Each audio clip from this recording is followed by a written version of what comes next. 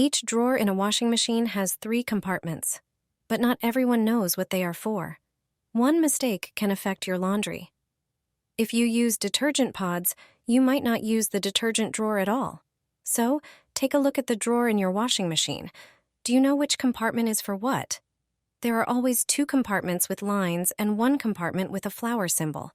These lines are the Roman numerals 1 and 2. The compartment with the number 1 is for the pre-washed detergent.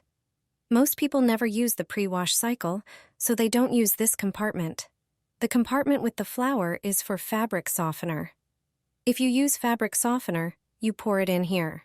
Compartment number 2 is for the main wash detergent.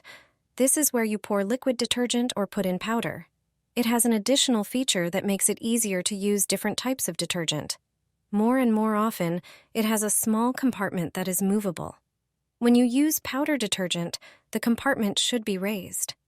If you want to pour in liquid detergent, then this compartment should close off the part with the liquid.